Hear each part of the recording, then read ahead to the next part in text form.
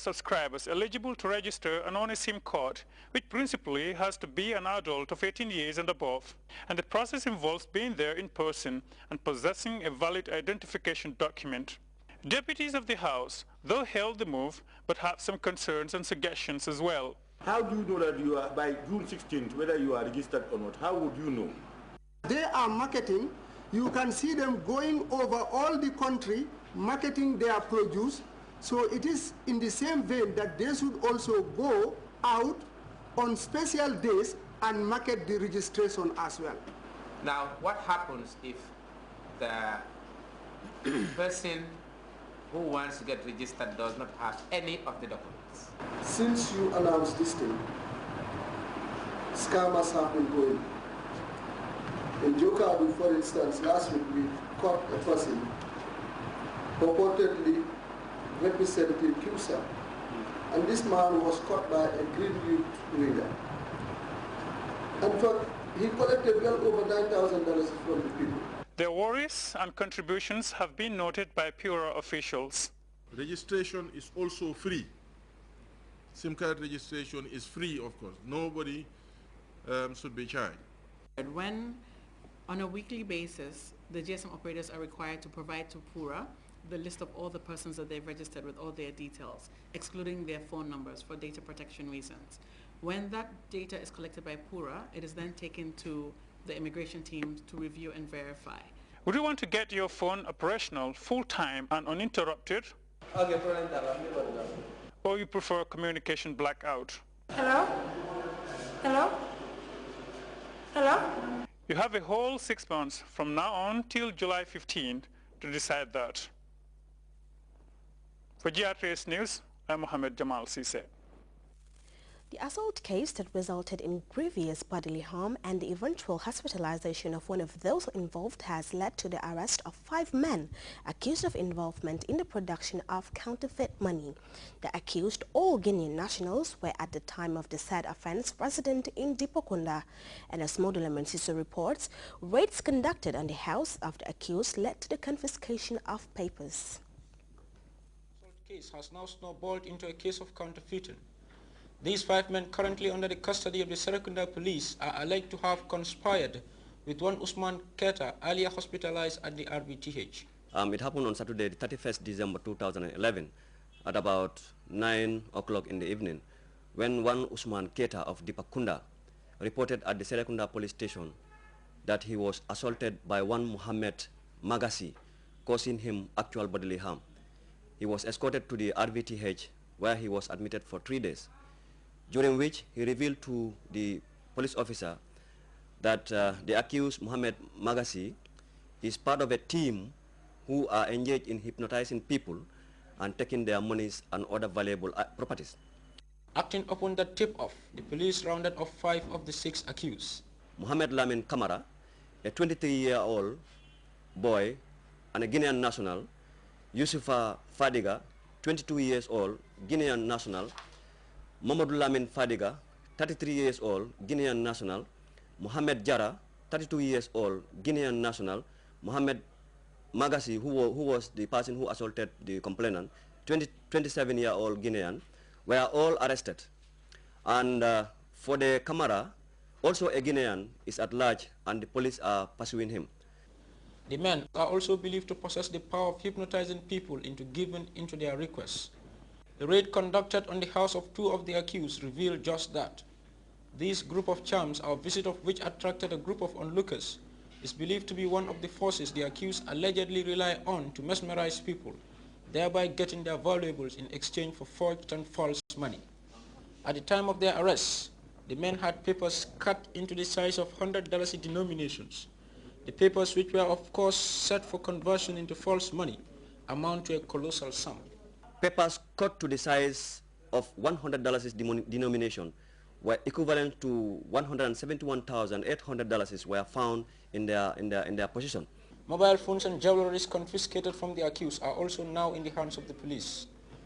Many may consider themselves too wise to be fooled by counterfeiters, but those with the potential of hypnotizing people, a state in which one loses self-control, are undoubtedly worth fearing.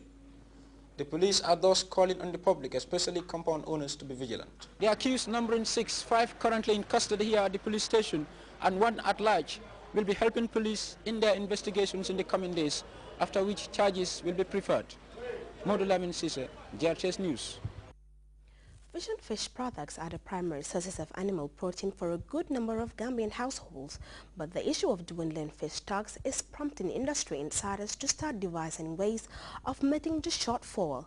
Recent interventions include the construction of man-made fish ponds, and one man who is leading that charge in the West Coast region village of Nemban is Sekou Sanyang.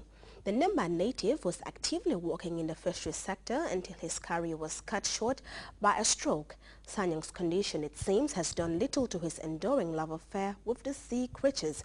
Fatu Jassi saw the fish farmer harvest his maiden stock of fish farm from his artificial pond, and this is our report. Started and coordinated by Sekou Sanyang, a native of Ndemban who, according to his biography, had worked for various fishery sectors and also served in the Association of Gambia Sailors. It was after all this that he suffered stroke and is now unable to work as would like. This did not take away his spirit. He would not allow this sickness to overcome his ambition and determination to work in the fisheries industry.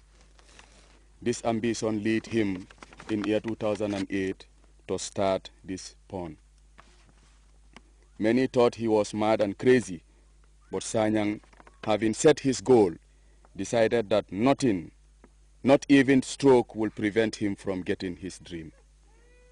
I therefore seize this opportunity to call on my fellow youths of Ndemban to emulate Mr. Sanyang's footsteps so that the problems of fish would become the thing of past. Fish is rich in protein and relatively cheap in the Gambia.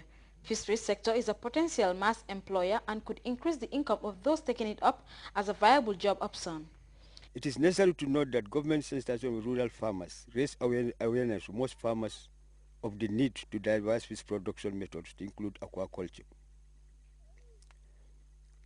As a result, private initiatives have proliferated in recent years, including this one in Demban. In venturing into aquaculture, factors as social, economic, physical, and chemical need to be considered. Sanyang is doing his first harvest since the creation of his fish pond way back in 2008. It is such self-employment ventures like Sekou's that have potentials to reduce unemployment and increase income-generating powers. He is commended by Salimoti Toure. I'm very impressed with what I'm seeing and what I've just heard, because as a project coordinator who's been appointed to drive the employment agenda of the Gambia, I have to really commend Mr. Sanyang for this great initiative that he's taken.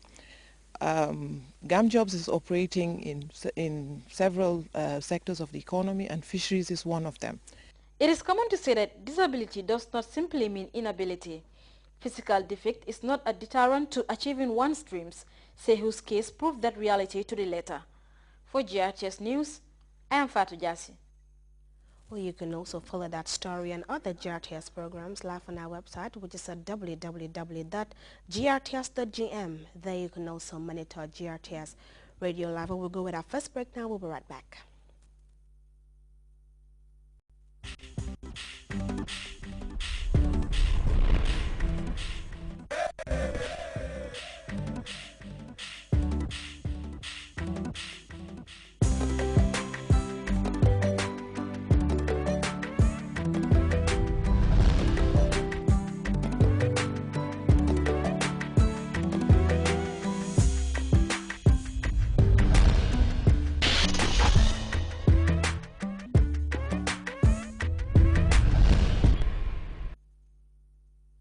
Welcome back. The death toll in Nigeria's latest wave of sectarian attacks is mounting by the day. At least 6 people are reported dead following renewed attacks on Christians by the militant group Boko Haram.